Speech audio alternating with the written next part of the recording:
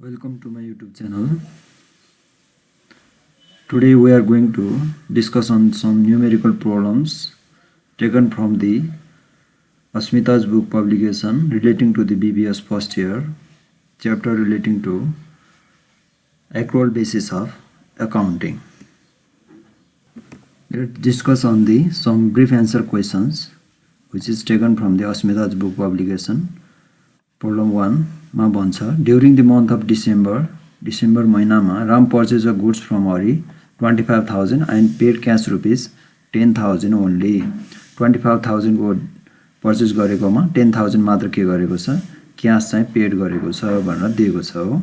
Cash paid कति मात्र रहेछ 10,000 only. Similarly question says he sold goods to Raman 12,000 on a cash 12,000 मा cash मा नै बिक्री गरेको छ अनि त्यसपछि Mohan rupees 18,000 on credit.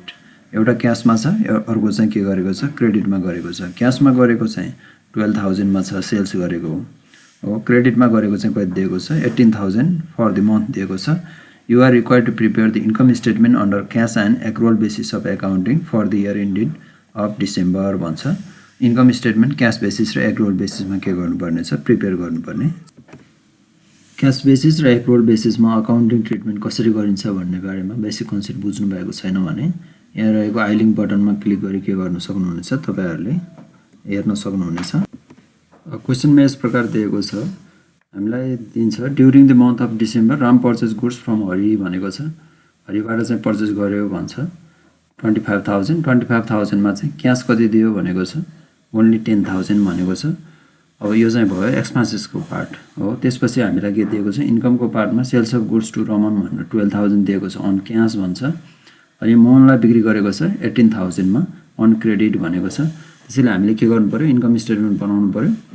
Generally particulars cash basis र एक्रुअल बेसिस भनेर एकैचोटि बनाइदिँदा हुन्छ. फर्स्टमा चाहिँ सेल्स रेभिन्यू अथवा इन्कमहरु के दिएको छ लेख्ने. सेल्स रेभिन्यूमा क्याश बेसिसमा चाहिँ बिक्री गरेको कति छ क्याश जति आयो त्यो मात्र के हुन्छ बिक्री हुन्छ. रमनलाई बिक्री गरेको 12,000 छ. क्याश बेसिसमा चाहिँ 12,000 मात्र आउने भयो हो भने एक्रुअल बेसिसमा चाहिँ क्याशमा बिक्री गरेको प्लस मोहनलाई उधारोमा बिक्री गरेको सेम मन्थमा भनेको छ दुवै के भयो त्यही महिनाको बिक्री भयो. त्यसैले 12,000 र 18,000 टोटल गरेर कति हुने भयो 30,000 चाहिँ के भएको देखिन्छ एक्रुअल बेसिसमा चाहिँ बिक्री भएको देखिन्छ. अब यसमा चाहिँ घटाउनु पर्नेमा less cost of goods sold भनेर घटाउँदा हुन्छ अथवा हामीलाई के दिएको छ पर्चेज एक्सपेन्सेस मात्र दिएको छ. पर्चेज घटाउने पर्चेज हामीलाई दिएको छ रामबाट पर्चेज गरेको छ 25,000 मा भन्छ. अनि त्यसपछि and paid cash rupees 10,000 only भनेकोले 25,000 मा क्याश तिरेको चाहिँ कति मात्र भयो क्याश तिरेको मात्र क्याश बेसिसले के गर्छ खर्चको रूपमा रेकर्ड गर्छ 10,000 मात्र भयो. अनि त्यसपछि टोटल खरिद कतिको हो टोटल खरिद 25,000 तर एक्रुअल बेसिसले के गर्छ त्यो वर्षभरि भएको एक्सपेन्सेस इन्कर्ड कति भयो 25,000 ने के गर्छ खर्चको रूपमा चाहिँ रेकर्ड गर्छ. यसरी हेर्दा क्याश बेसिस र एक्रुअल बेसिसको आधारमा हेर्दा चाहिँ के देखिने भयो ग्रस इन्कम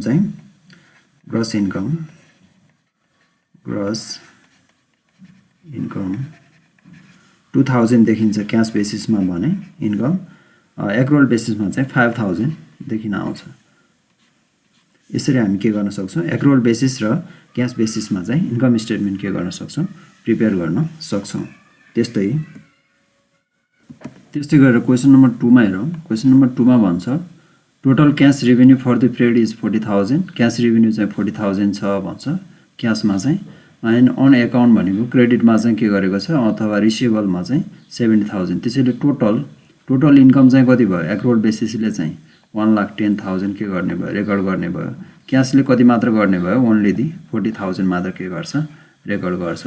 त्यस्तै गरेर operating expenses except prepaid insurance paid during the period भनेर दिएको छ. अपरेटिङ एक्सपेन्सेस भित्र चाहिँ प्रिपेड एक्सपेन्सेस एक्रुअल बेसिसले के गर्दैन प्रिपेड बाबत तिरेको एक्सपेन्सेसको रूपमा के गर्दैन रेकर्ड गर्दैन. जुन कुरा इन्कम स्टेटमेन्ट बनाउँदा अथवा पिएल बनाउँदा पनि लेस गरेको थियो अनि त्यो कुरालाई एसेट साइडमा लगेर लेखेको थियो. त्यसैले यो पिरियडको चाहिँ के भएन प्रिपेड चाहिँ खर्च भएन. त्यसैले यहाँ एक्सक्लुड गरेर दिएको छ. यो चाहिँ 32,000 चाहिँ के हुने भयो यो चाहिँ अपरेटिङ एक्सपेन्सेस भित्र तिरेको खर्च छ हो। अनि त्यसपछि अर्को चाहिँ पेएबल छ अझै 10,000 भन्छ। पेएबल पनि के नै हुन्छ एक्रुअल बेसिसमा चाहिँ यो दुईवटा कुराहरू एक्रुअल बेसिसले के गर्छ यो 10,000 प्लस 32,000 के गर्छ एक्रुअल बेसिसले लिन्छ। अब क्यास बेसिसमा चाहिँ कति हुने भयो खर्चको रूपमा चाहिँ तिरेको चाहिँ कति भयो 32,000 यो क्यास बेसिसले पनि लिने भयो हो। त्यस्तै गरेर यहाँ अर्कोमा भन्छ प्रिपेड इन्सुरेन्स चाहिँ तिरेको कति छ भन्छ 6,000 क्यास बेसिसले पैसा गएको मात्र हेर्छ। त्यसैले टोटलमा क्यास बेसिसले एक्सपेन्सेस कतिको रूपमा लिन्छ 32 प्लस 6,000 गरेर 38,000 रूपमा लिन्छ। यसैलाई इन्कम स्टेटमेन्टमा राखेर देखाइदियो। अब यसमा क्यास रेभेन्यू अथवा रेभेन्यू इन्कम भनेर दिएको छ। रेभेन्यूको रूपमा हामीलाई के दियो 40,000 चाहिँ के गरेको छ क्यास रेभेन्यू चाहिँ प्राप्त गरेको छ भन्छ 40,000 उधारोमा चाहिँ अथवा प्राप्त गर्न बाँकी चाहिँ 70,000 भनेको छ। त्यसैले क्यास बेसिसले कति मात्र लिने भयो 40,000 मात्र लिने भयो। अनि त्यसपछि एक्रुअल बेसिसमा चाहिँ के हुने भयो 40 प्लस 70 दुवै चाहिँ के हुने भयो इन्कमको रूपमा त्यो पिरियडको आम्दानी भएकोले आउने भयो। यो भनेको 1,10,000 दिएको छ हो। त्यस्तै गरेर अर्को हामीलाई भन्छ अपरेटिङ एक्सपेन्सेस अन्तर्गत लेस अपरेटिङ एक्सपेन्सेस डिडक्ट गरिदियो। अब क्यास बेसिसले क्यास गएको मात्र के गर्छ हिसाब गर्छ। अपरेटिङ एक्सपेन्सेसमा चाहिँ पेड ड्युरिङ दि पिरियड भनेर 32,000 दिएको छ। यो प्लस प्रिपेड इन्सुरेन्स समेत के गर्छ क्यास बेसिसमा चाहिँ पैसा गएकै हो 6,000 पनि प्रिपेडको लागि गएको एक्सपेन्सेसको लागि भनेर गएको चाहिँ कति छ 32,000। त्यसैले 32 प्लस 6,000 कति हुने भयो 38,000 एक्सपेन्सेसको रूपमा उसले के गर्छ रेकर्ड गर्छ क्यास बेसिसले भने। एक्रुअल बेसिसमा चाहिँ के हुने भयो एक्रुअल बेसिसमा चाहिँ 32,000 क्यास नै गएको हो। यो पनि त्यही पिरियडकै खर्च हो ड्युरिङ द पिरियडकै खर्च हो। त्यसैले यो पनि आउने भयो प्लस पेएबल तिर्न बाँकी पनि कति छ 10,000 छ। त्यसैले टोटल कति भयो 42,000 एक्सपेन्सेसको रूपमा आउने भयो। यसरी टोटल डिडक्ट गर्दा ग्रस इन्कम चाहिँ हुन्छ ग्रस इन्कम। यो गर्दा 2,000 क्यास बेसिसमा देखिन्छ भने एक्रुअल बेसिसमा चाहिँ कति देखिने भयो 10,000 डिडक्ट गर्दा 68,000 देखिन आउँछ 68,000।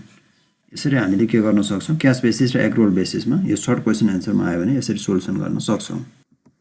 त्यसै गरेर 3 नम्बर क्वेसनमा भनेको छ हामीलाई a company has 50,000 supplies at the end अथवा क्लोजिङ स्टक अफ सप्लाई चाहिँ कति दिएको छ 50,000 दिएको छ। But the total amount of supplies purchase at the beginning of the month भन्छ। बिगिनिङ अफ द मन्थमा चाहिँ खरिद गरेको चाहिँ कति रहेछ 2 लाख रुपियाँको के गरिरहेछ सप्लाई चाहिँ खरिद गरेको रहेछ। त्यसको आधारमा चाहिँ हामीलाई के निकाल्न भन्छ adjusting entries for the supplies expenses supplies expenses के गर भनेको छ एडजस्टमेन्ट इन्ट्री पास गरेर भनेको छ। त्योभन्दा अगाडि हामीले के फाइन्ड आउट गर्नुपर्ने भयो सप्लाइज एक्सपेन्सेस भनेको चाहिँ कति एमाउन्ट हुन्छ फाइन्ड आउट गर्नुपर्ने भयो। अब त्यसैले 3 नम्बरको सोलुसनमा चाहिँ के हुने भयो फर्स्टमा निकाल्नु पर्ने भयो सप्लाइज एक्सपेन्सेस कति हो भनेर थाहा पाउन चाहिँ कसरी निकाल्नु पर्ने हुन्छ त्यो सप्लाइज एक्सपेन्स अथवा कन्ज्युम कति गर्यो भनेर निकाल्नको लागि चाहिँ अब यसमा चाहिँ के दिएको छ फर्स्टमा ओपनिङ स्टक अफ सप्लाइज छ भने के गर्ने राख्ने ओपनिङ स्टक अफ सप्लाइज दिएको भए राख्ने यसमा छैन। त्यसमा अनि एड के गर्नुपर्ने हुन्छ purchase of supplies during the period purchase of supplies खरिद गरेको भए लिने। यहाँ सप्लाइज पर्चेज गरेको छ भनेर के दिएको छ during the at the beginning भनेर दिएको छ 2 लाख। अनि लेस के गर्ने त्यसमा चाहिँ लेस क्लोजिङ स्टक अथवा स्टक एट द इन्डमा बाँकी रहेको क्लोजिङ स्टक अफ सप्लाइज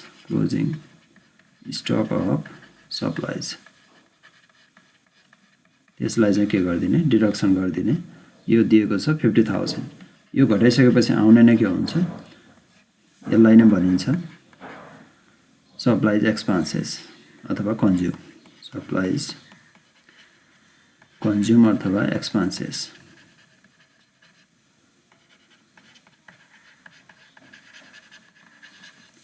यो हुन आउने भयो 1,50,000 के भएको रहेछ सप्लाई चाहिँ युज गरिएको रहेछ। अब यसैको आधारमा के पास गर भनेको छ एडजस्टमेन्ट इन्ट्री पास गर भनेको छ। नर्मल जर्नलको के गर्ने फर्मेट बनाउने डेट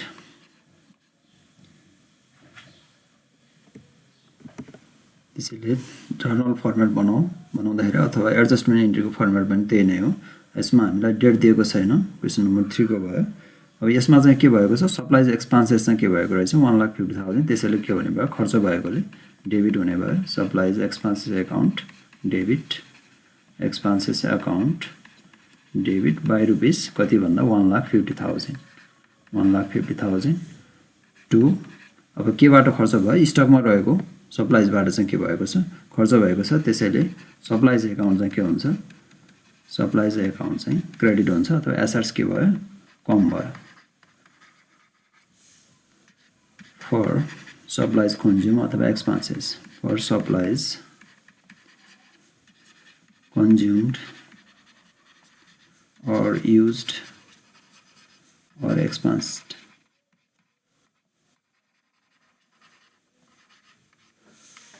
खर्च भयो। यसरी के गर्न सक्छौँ, यसको सोल्युसन गर्न सक्छौँ। त्यस्तै गरेर प्रब्लम 3 पछि 4 मा, त्यस्तै प्रब्लम 4 मा हेरौँ। 4 मा चाहिँ के भन्छ भने क्वेसनमा दिएको छ on 31 December 2018 it reveals that there are 5 salaried employees in a company.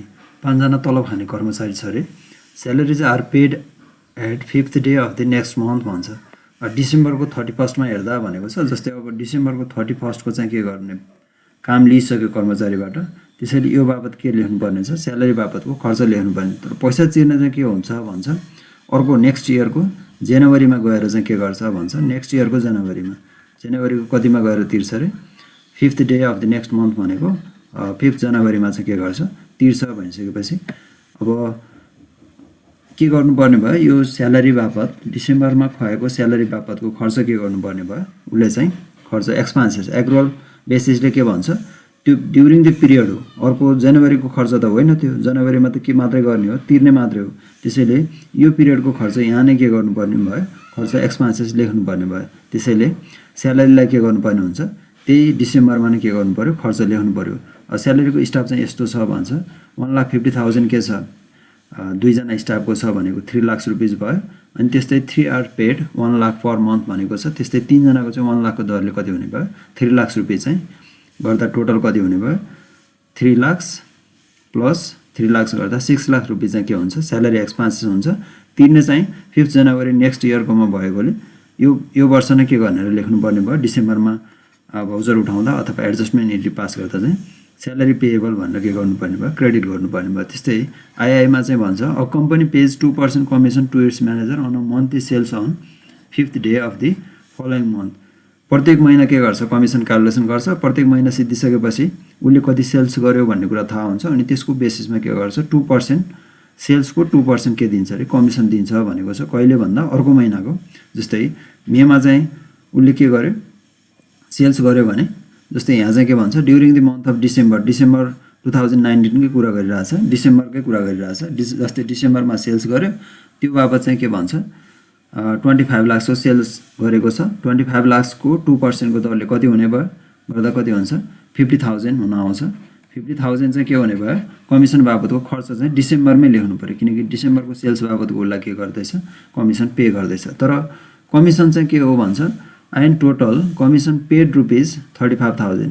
तर 35,000 चाहिँ के गरिसकेको छ अरे, उसलाई डिसेम्बरमा नै पेड गरिसकेको छ भने बाँकी रहेको के भयो, बाँकी रहेको 15,000 चाहिँ के छ, एक्सपेन्सेस लेख्न बाँकी छ। त्यसलाई पनि त्यसरी रेकर्ड गर्न सकिन्छ।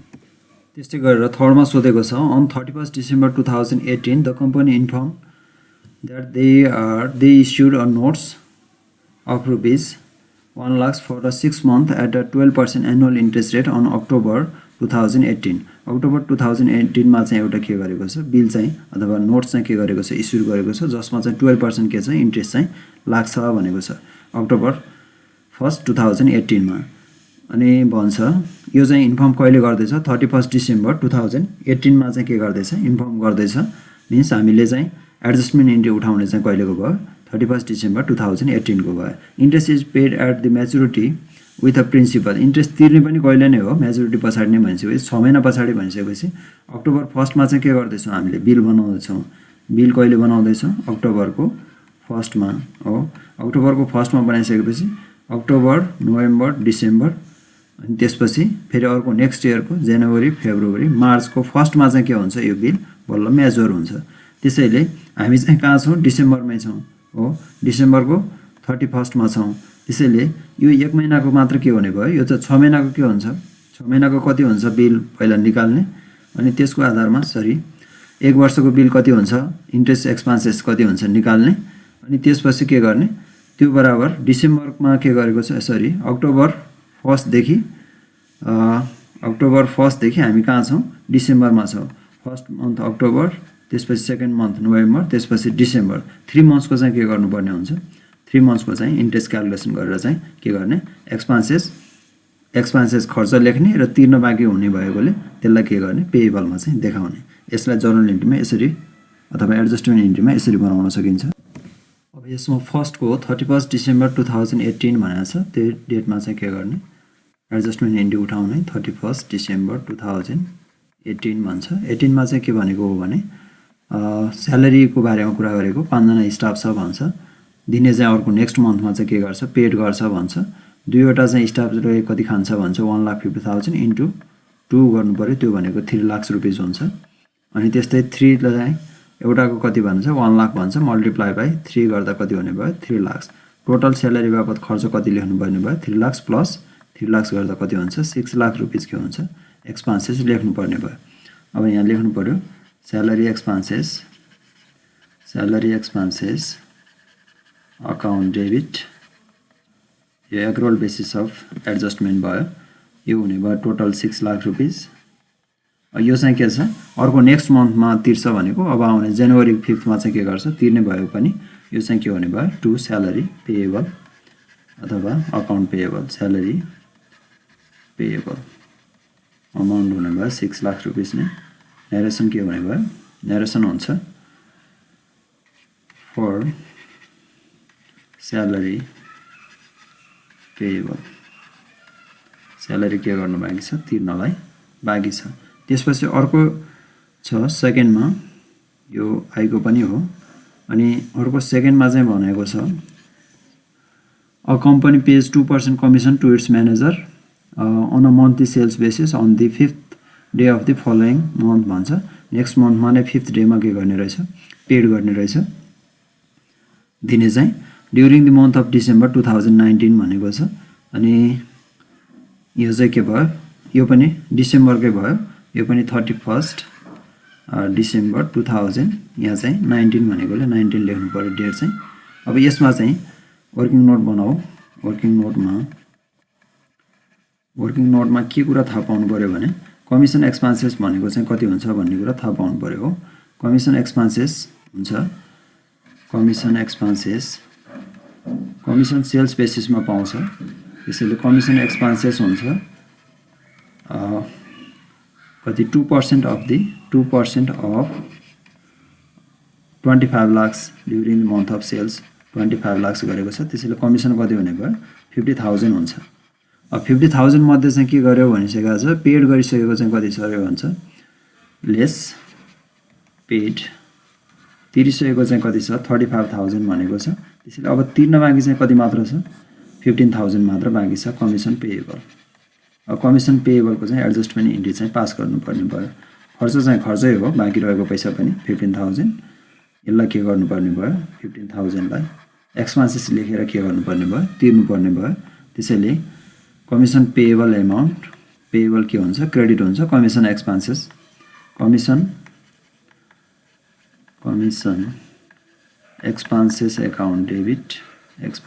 अकाउन्ट डेबिट 15,000 र यो बराबरको एमाउन्ट नै के छ तिर्न बाँकी रहेकोले to commission payable account 15,000 narration for commission payable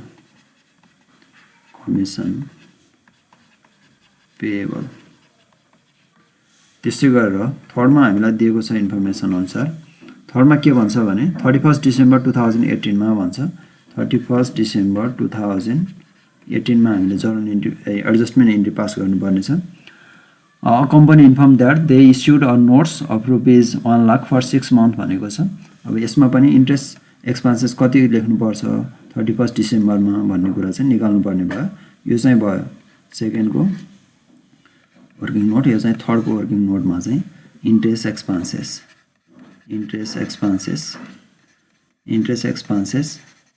अब यहाँ चाहिँ कहिलेदेखि कहिलेसम्म तिर्छ भनेको छ। अक्टोबर 1 मा चाहिँ के गर्दैछ, अक्टोबर 1 मा चाहिँ यो चाहिँ नोट्स चाहिँ के गर्दैछ, नोट्स बाबतको पैसा लिएको छ हो, त्यसैले अथवा नोट्समा चाहिँ एग्रिमेन्ट गरेको छ जसको रेट चाहिँ कति छ 12% भनेको छ। इन्ट्रेस्ट एक्सपेन्सेस चाहिँ कति हुने भयो भने 1 लाख को 12% हो, 1 लाख छ प्रिन्सिपल एमाउन्ट, 12% को दरले 12% भयो। अनि यो चाहिँ के भन्छ 12% पर एनुअल इन्ट्रेस्ट रेट दिएको हो।